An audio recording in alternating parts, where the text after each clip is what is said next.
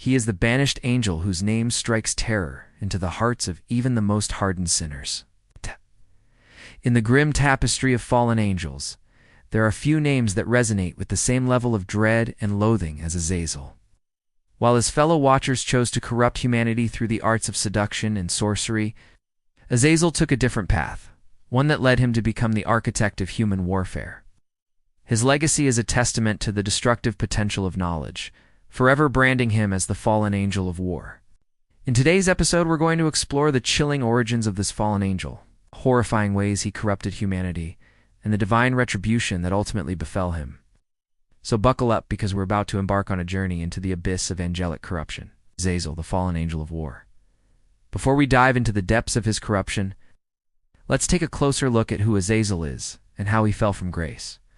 In the Book of Enoch, one of the pseudepigraphal books of the Bible, Azazel is introduced as one of the 200 fallen angels who forsook their heavenly abode for the earthly realm.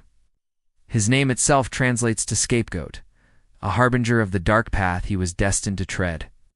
When the Watchers rebelled and abandoned their celestial duties, they spread across the earth, each taking their own course of action. Some, like Shemhazai and his followers, indulged in carnal pleasures with human women, siring giants in the process. Others, like Azazel, delved into the darker aspects of human civilization, reveling in the intricacies of war and conquest, the allure of power and knowledge. Unlike many of his peers who reveled in the baser aspects of human life, Azazel was drawn to the more sophisticated facets of human society, particularly the strategic complexities of warfare. It was this fascination that led him to take on students, human men and women, who became the recipients of his forbidden knowledge. For the men, Azazel's teachings were both enticing and terrifying. He revealed the secrets of forging deadly weapons, crafting impenetrable armor, and employing cunning battle tactics. Men flocked to him, eager to learn the ways of war, unaware that they were embracing a path of destruction and bloodshed. Under his tutelage, they mastered the art of siege warfare, the strategy of deception, and the brutal efficiency of combat. Swords became deadlier, shields more resilient, and battles more decisive. But Azazel's teachings were not limited to the art of killing. He also imparted knowledge that could bring order and structure to human society. He showed them how to read the stars, predict the seasons, and establish calendars. He explained the principles of geometry, helping them build grand structures and lay out cities. His lessons were not merely about waging war, but about harnessing knowledge for power, control, and dominance. However, this knowledge came at a terrible cost. Each lesson received by humans came with a corresponding sin that would stain their souls. The more they learned, the deeper they fell, becoming vessels of darkness and discord. And while Azazel reveled in the advancement of human civilization, he did so with a growing unease, knowing that he was simultaneously corrupting their purest impulses. Women and Azazel's deadly gifts. While the men reveled in the martial arts of war, Azazel had a different kind of seduction for the women. He bestowed upon them the art of makeup, the allure of fine jewelry, and the deadliest weapon of all, the manipulation of seduction.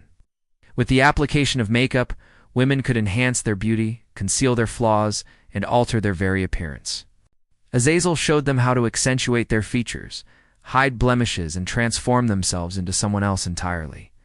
It was a gift that blurred the lines between truth and deception, honesty and concealment. Jewelry became another tool of seduction and status. Azazel taught the women how to adorn themselves with precious metals and stones, turning them into walking embodiments of wealth and refinement. These glittering accessories, once symbols of beauty and taste, now served as a means to deceive and manipulate. And then there was the most potent gift of all, the art of seduction. Azazel revealed the subtle nuances of body language, the hidden meanings of gestures, and the intoxicating power of whispered words.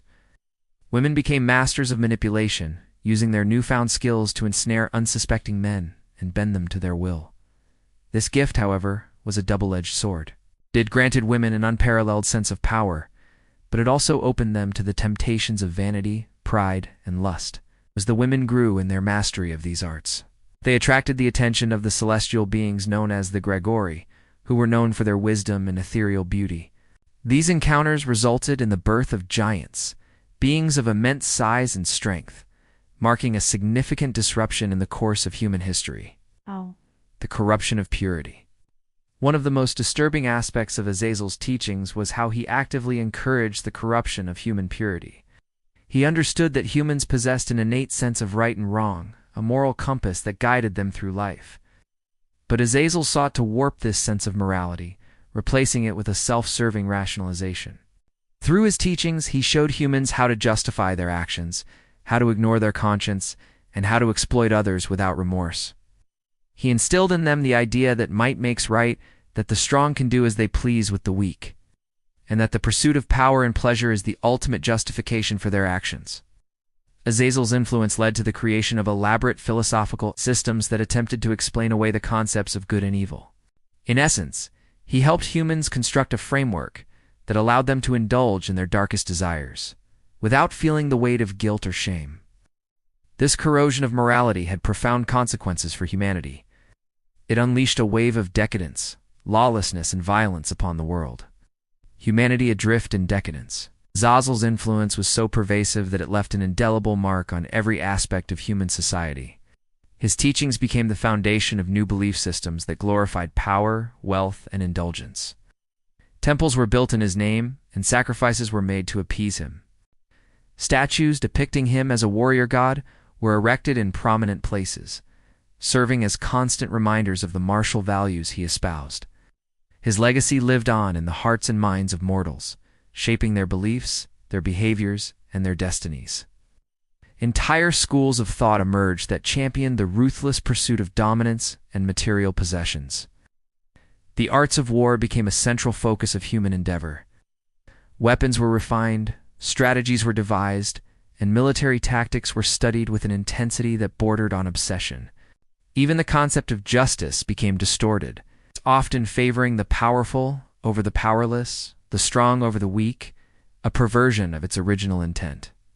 Humanity, once guided by the principles of righteousness and compassion, now teetered on the edge of chaos and destruction. The seeds of their own demise had been sown, nurtured by the teachings of the fallen angel of war, the downfall of Azazel. As the darkness that Azazel represented grew, so did the divine ire against him. Eventually, the celestial powers decided to act, to contain the spreading rot that he had become. The final confrontation between Azazel and the divine forces is not explicitly detailed in any canonical texts, but the aftermath is well documented. Azazel was defeated, stripped of his angelic powers, and cast down from the heavens. His punishment was not eternal damnation in the depths of hell, but something far more dreadful, a fate that left him lingering between existence and non-existence. He was bound in chains, not of fire and brimstone, but of impenetrable darkness. This darkness was not the absence of light, but a sentient, suffocating entity that nullified all divine and angelic energies. It was a prison designed to contain the likes of Azazel, to ensure that his influence over humanity would never again see the light of day. Where is Azazel now? The exact location of Azazel's imprisonment is not revealed in any scripture or apocryphal work. However, tradition holds that he was buried beneath the desert sands, a secret known only to the wind and the shifting dunes. This burial was no ordinary one. It was a divine ritual designed to seal away Azazel's presence and prevent his influence from seeping into the mortal realm. It was a desperate measure taken by the celestial beings to protect humanity from the full extent of Azazel's corruption. Yet some believe that his influence still lingers, that his spirit, though bound, continues to whisper its insidious lessons to those who would listen. The fearsome legacy of the fallen angel of war lives on in the annals of human history, a chilling reminder of the seductive nature of unchecked power and the eternal struggle between light and darkness. What do you think about Azazel's methods of corruption? How do you think humanity would have fared if he hadn't been stopped? Let us know your thoughts. Thanks for watching.